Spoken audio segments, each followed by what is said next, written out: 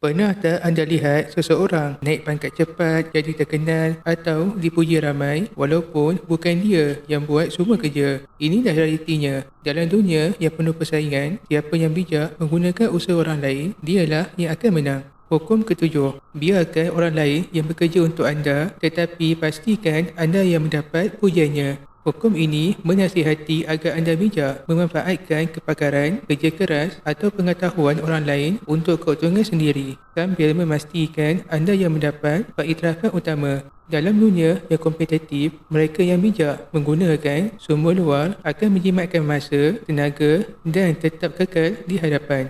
Contoh sejarah, Nikola Tesla lawan Thomas Edison. Nikola Tesla ialah seorang pencipta yang jenius tetapi kurang mahir dari segi promosi. Banyak ideanya digunakan oleh Thomas Edison yang lebih bijak dalam mendapatkan pelabur dan pengaruh. Edison telah berjaya mendapatkan nama atas inovasi yang dihasilkan sebahagiannya oleh Tesla. Beliau memanfaatkan kerja orang lain untuk membina reputasi sebagai pencipta yang agung.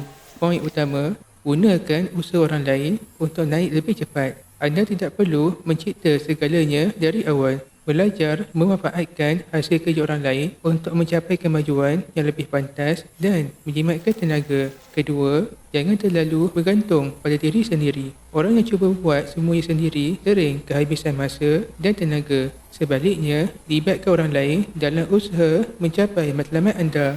Ketiga, pastikan anda yang mendapat pengiktirafan.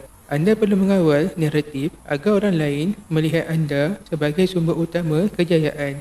Walaupun anda hanya memainkan peranan sebagai pengatur strategi di sebalik takbir. Sekiranya anda ingin belajar 48 tipe muslihat yang digunakan oleh pemerintah untuk mengekalkan kuasanya dan mengelak dari dimanipulasi orang lain, boleh baca buku ini dan tekan link di bio untuk mendapatkannya.